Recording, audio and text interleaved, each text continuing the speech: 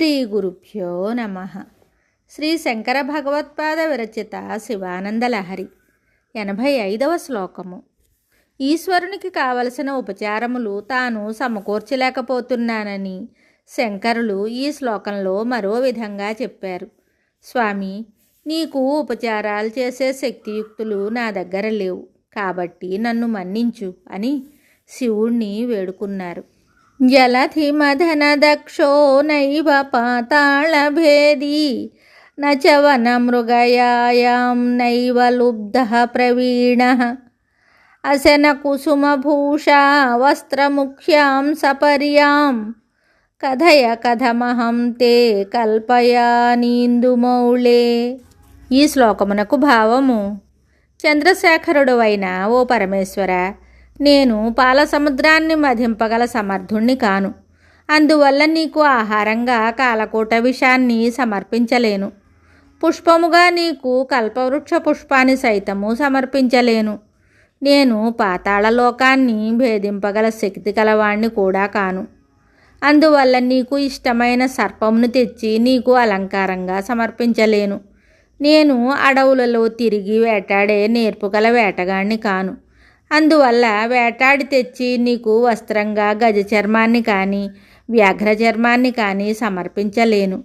మరి నీకు నేను ఏ విధంగా ఆహారము, భూషణము, వస్త్రము సమర్పించగలనో చెప్పు. ఇటువంటివి ఏమీ నేను ఇవ్వలేకపోయినా నా యందు దయతో నీవు కరుణించు. దేవతలను పూజించేటప్పుడు వారికి షోడశోపచారాలు చేయాలి, అంటే 16 రకాల ఉపచారాలు చేయాలి. ఆవాహనము, ఆసనము, పాద్యము, అర్ఘ్యము, ఆచమనీయం, స్నానం, వస్త్రం, యజ్ఞోపవీతం, గంధం, పుష్పాలంకరణం, ధూపం, దీపం, నైవేద్యం, తాంబూలం, నమస్కారం, ప్రదక్షిణం అనేవి షోడశోపచారాలు. వీటిలో ముఖ్యంగా నైవేద్యం, పుష్పం, వస్త్రం, ఆభరణం సమర్పించాలి.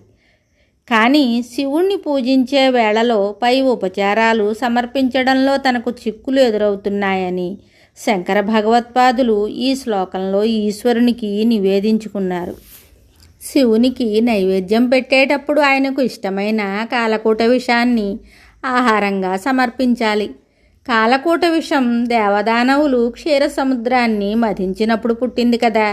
కాబట్టి కాలకూట విషాన్ని శివునికి నైవేద్యంగా పెట్టాలంటే తిరిగి పాల సముద్రాన్ని మధించి విషాన్ని తేగలగాలి. ఆ పని తన వల్ల కాదని శంకరులు ఈ శ్లోకంలో విన్నవించుకున్నారు. అందువల్ల ఈశ్వరునికి తాను ఆహారం సమకూర్చలేనని శంకరులు తమ నిస్సహాయతను వెలుబుచ్చారు. ఇంకా శివునికి పుష్పమును అలంకారంగా సమర్పించాలి. ఈశ్వరుడు కల్పవృక్ష పుష్పాలను ధరిస్తాడు. కాబట్టి శివునకు ఇష్టమైన పుష్పాలు సమర్పించాలంటే కల్పవృక్షం కావాలి. ఆ కల్పవృక్షము సైతము పాల సముద్రాన్ని దేవదానవులు చిలికినప్పుడే పుట్టింది. కనుక కల్పవృక్ష పుష్పాలు కావాలంటే పాల సముద్రాన్ని మధించగల సమర్థత ఉండాలి. తనకు ఆ శక్తి లేదని శంకరులు విన్నవించుకున్నారు. శివునికి భూషణములు సమర్పిద్దామంటే ఈశ్వరుడికి ఇష్టమైన సర్పభూషణములు కావాలి. ఆ పాములు పాతాళంలో ఉంటాయి. కాబట్టి సర్పములను భూషణములుగా సమర్పించాలంటే పాతాళాన్ని భేదించి పాములను పట్టి తీసుకురావాలి. ఆ సమర్థత తనకు లేదని శంకరులు తన నిస్సహాయతను వెలుబుచ్చారు. పోనీ శివునికి వస్త్రం అనే ఉపచారం చేయాలంటే ఈశ్వరుడికి ఇష్టమైన గజ చర్మమునో లేక వ్యాఘ్ర చర్మమునో తేవాలి. పులులను, ఏనుగులను వేటాడి వాటిని చంపి వాటి చర్మాలు తేవాలి. ఆ పని చేయాలంటే మంచి వేటగాడై ఉండాలి. తాను అలా వేటగాడిని కాకపోవడం వల్ల వస్త్రముగా గజ చర్మాన్నో వ్యాఘ్ర చర్మాన్నో తెచ్చి శివునకు ఇయ్యలేనని శంకరులు బాధపడ్డారు. మహాదేవా, మరి నన్ను ఏమి చేయమంటావో నీవే చెప్పు అని శివుడినే శంకరులు అడిగారు. అయితే ఇక్కడ శంకరులు ఒక్క మాట అనగలరు. స్వామి పరమశివ, నేను యథాశక్తి యావచ్చక్తి ధ్యానావాహనాది షోడశోపచార పూజాం కరిష్యే అని. ఎందుకంటే భక్తులలోని సద్భావనకే దేవతలు, సత్పురుషులు, ద్విజులు సంతోషపడతారట. అదే ఇతరులైతే తిని త్రాగితేనే తృప్తి పడతారని స్మృతులు చెప్తున్నాయి. సద్భావనేన హి తుష్యంతి దేవాః సత్పురుషాణి ద్విజాః. ఇతరే ఖానపానేన అన్నది స్మృతివాక్యమని శ్రీ శుద్ధ చైతన్య స్వామివారు గుర్తు చేశారు. నిజానికి ఈశ్వరుడు పరమ వాత్సల్యమూర్తి, కృపాంతరంగుడు. భక్తుడు తనకు ఏమి ఇస్తున్నాడా అని ఎప్పుడూ ఆయన చూడడు.